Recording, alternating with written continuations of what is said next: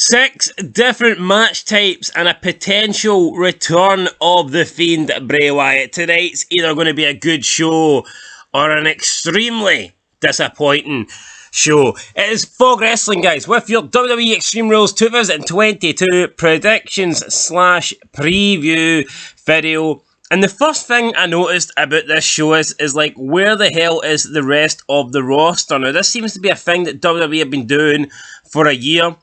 They will literally just miss out important people that are in the company, important people that are on the shows, and just not put them in the pay-per-view. For example, Roman Reigns. For example, the Usos. Braun Strowman's just returned.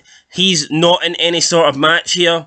It just makes no sense. WWE do this all the time, and I don't know why. I do not know why. The women's champs, yeah, I get it.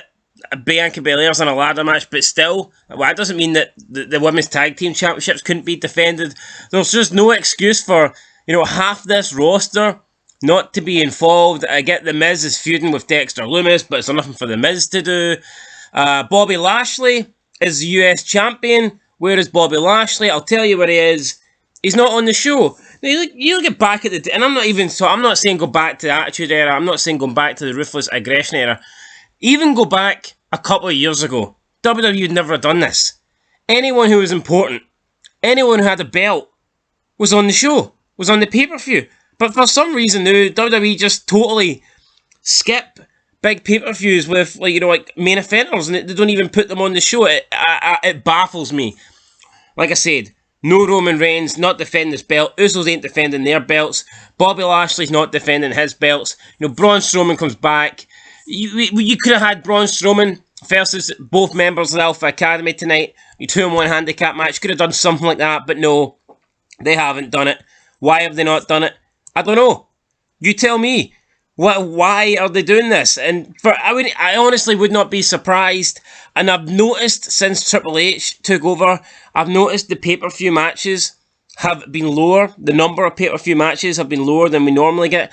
I wouldn't be surprised if we're getting less matches now because Triple H wants everybody to go out and have big, long wrestling matches. And, that's bullshit. Just because a match is on a pay-per-view doesn't mean it needs to be 20 minutes. Some matches can be 6 minutes, 7 minutes and be really, really good. I don't get Triple H's fascination with big, long, 28-minute matches. And the fact that tonight's pay-per-view is, again, a 6-match card probably means that you're looking at every match being at least 20 minutes. There'll probably be maybe a 25, 30-minute match in there somewhere as well. And honestly, guys, I just don't get it. I don't get how these shows do not have all the main people on it. Makes no sense to me. Makes absolutely no sense to me. You could easily fit in a few more matches to this card. Having 8 matches, having 9 matches on this card wasn't going to kill it. So I don't know why we're limited to 6. But let's talk about Bray Wyatt. He is coming back tonight. It has to be Bray Wyatt. Now, there has been signs, there has been clues that there's been a potential return over the past couple of weeks. WWE have made it more obvious. They've literally pushed it in front of your face. If you don't see it now, you must be blind. And on SmackDown, they announced there was a White Rabbit, it blew up. It got announced the dates, the Extreme Rules. It's coming tonight, but we don't know what's coming tonight. But for me, this has to be Bray Wyatt. This has to be The Fiend. It has to be. If it's not, then what are we doing here? It would be the biggest disappointment, I think, in recent history. I couldn't think of a bigger disappointment in recent history if this is not The Fiend. Could you imagine if all this is for, somebody garbage? People are going to riot. So, I think Bray Wyatt will return tonight, but what's going to be his plan? What's going to be his objective? What's he going to be involved in? I mean, is he just going to appear and cut a promo? If we do get Bray Wyatt, are we even getting Bray Wyatt? Are we getting The Fiend? Are we getting a new character altogether? I mean, we don't know. But from what I've seen in the build-up, it looks like The Fiend is coming back. Since it was characters from the Firefly Funhouse, I would assume we're getting something similar to that. Maybe it will be adjusted. Maybe there'll be, a few edits in place. They'll, change some things up about the character. But I'm going to assume it's going to be something similar. So we'll see tonight. But Yeah, no, Bray Wyatt, it has to be him. He has to debut tonight. I'll be shocked. I will be shocked if he does not appear on tonight's show.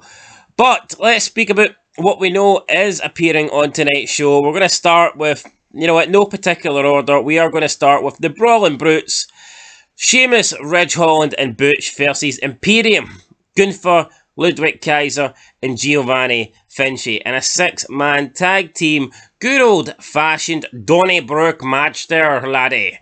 Well, what the fuck is a Donnybrook match? Essentially, I think it's just a match with weapons that are traditionally known as like Irish weapons. So, what the hell's an Irish weapon? You might get like beer barrels, perhaps. Like stuff like that. I think we had a Donnybrook's match like not that long ago, but it wasn't memorable. I certainly can't remember what happened, so it couldn't have been that good.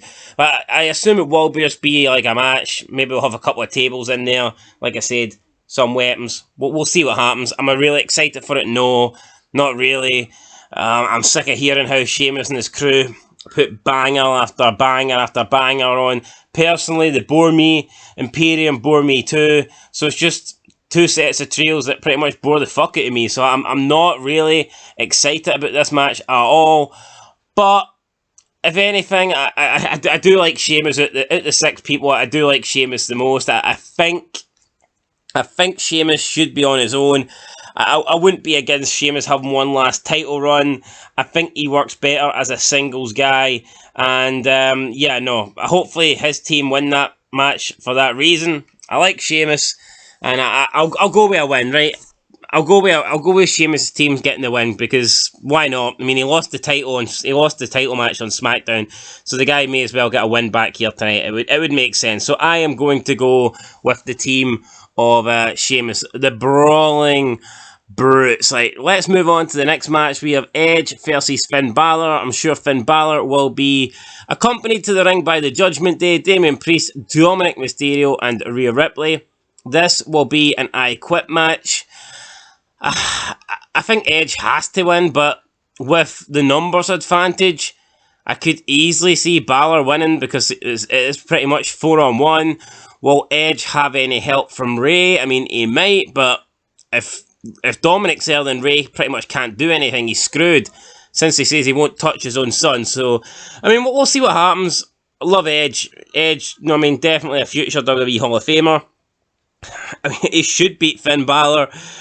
You can't really take Finn Balor seriously. You look at Edge, you look at Finn Balor, and Edge should kill him, really, in less than a minute. But, I mean, this is WWE. It doesn't always work that way. I think Edge will win. Well, it'll probably be a good match. I'm not going to deny that. I just don't see Edge saying I quit. I honestly don't. I can't. And maybe to protect if Beth Phoenix is there or something like that, or I'm not too sure, or could Ray convince Edge to say I quit to somehow protect his family? I don't know, but I just don't see Edge quitting. I don't see Edge getting on the mic and saying the words I quit, but we'll see. I'm going to go with Edge win here, but we'll see what happens. Bianca Belair versus Bayley, ladder match for the WWE Raw Women's Championship. But I hate Bianca Belair. I do not like Bayley, nor do I like Damage Control, so therefore, whoever wins this match, I kind of lose. I've no interest in either of these two, but I think Bianca Belair has held that belt long enough, so I would probably go with a Bayley win. Plus, I think a ladder match is kind of perfect for a heel to win, because it kind of allows the heel to win without actually beating the face, and then the face doesn't look that bad. So, I mean, if Bayley wins tonight, all she's really done is grab the belt before Bianca, and I know that's the whole point of the match, but I mean, losing a ladder match doesn't hurt you as much as it does getting your shoulders pinned to the mat, or you actually physically tapping out. So, I mean, I'll go with a Bayley win here. Drew McIntyre versus Karrion Kross. I mean, you speak about boring. I think this is pretty much it. Drew McIntyre is a boring man. I'm sorry, it is what it is. Lame as fuck. Comes out with his sword. I mean, he's Scottish. I would love to say the guy's great, but he's not. At the moment, he is not. And I don't think he's been that good since he returned. Doesn't do it for me. Has he ever been that good? I mean, my favourite version of Drew McIntyre is the original, the Chosen One gimmick, where he came in and, McMahon basically says that he was going to be the next star, you know, the next world champion. I like that version of Drew McIntyre. I don't really like this current version of Drew McIntyre. As for Karrion Kross, I mean, if this guy did not have the hot piece of ass that is known as Scarlett beside him, then he would be nothing. I'm sorry, but once he comes out, once his entrance finishes, he is a boring, bland bastard. He's not interesting on the mic. He is not interesting in the ring. In terms of look, he just looks like an average guy. He's got some tattoos. Big wow, who cares? If I wanted, I could go and get a tattoo tomorrow. Karrion Kross, for me, I'm not a big fan of him. Scarlett is so hot, though. Is that enough to get Karrion Kross to win tonight, though? I don't know. I've got a feeling Drew McIntyre will win. But it is kind of Karrion Kross' first real match. You know, his first important match. His first meaningful match since coming back. So, it doesn't make sense he should lose. And I don't even know how the strap match works. Do you win by pinfall, or do you win by touching all four corners of the ring pads or whatever, at the turnbuckle pads? I don't know. I'm going to go with Drew McIntyre probably, but I wouldn't bet my life on it. Matt Riddle versus Seth freaking Rollins fight pit match. In my opinion, this feud peaked heading into the last pay-per-view. You had the sit down with Riddle talking about Seth Rollins and how about Becky and all this stuff, that he's number 2, and then we had Rollins say, let's talk about your family. Oh no, you don't have any because your wife took your kids off you, blah blah blah. That felt real. That was one of the best things I think we've seen in wrestling in a very, very long time. And for me, that is kind of when the feud was at its peak. You went into the next match, I believe it was at SummerSlam. And it just, was it SummerSlam? No, it wasn't. It was Castle. It was the Castle show. The Castle. It just didn't deliver, alright? The match just didn't deliver. And I feel like since then, they've already had hands on each other. Tonight, and I know they've tried to up the stakes with a fight pit match, but for me, I just think the feud peaked last month. So, it is what it is. I'm still looking forward to it, but I just think it peaked last month. Daniel Cormier will be the special guest referee. Look, if you're a fan of MMA, then you might think this is good. Unless you're a fan of MMA, there's a lot of people that won't even know who this Daniel Cormier guy is. Now I know who he is. I watch some MMA, but I'm not a massive fan, so I'm not going to sit here and say that I think Daniel Cormier being in here is epic, or I'm buzzed about it. I'm not. It's just a guy, in my opinion. I would have rather Ken Shamrock. Ken Shamrock would have related more to me. It would have related more to the wrestling crowd and stuff like that. So yeah, I would have personally liked to have seen Ken Shamrock. I'll probably go with a Riddle win. I think Riddle has to win. He's lost a lot of matches this year. He has to win this one, surely. It's his match. If he can't beat Seth Rollins in the fight pit, then it kind of buries the guy. It really does. Then in the main event, I'm assuming this will be the main event. It's Liv Morgan defending her title in an Extreme Rules match against Ronda Rousey. Liv Morgan's already beat Rousey twice. Will she beat her again? Maybe, maybe not. I've got a funny feeling she will. I don't know why. I've got a funny feeling Liv Morgan will beat Ronda Rousey, and I would not be surprised if we see a return tonight. Now, I'm not talking about Bray Wyatt. I wouldn't be surprised if we get a female return tonight.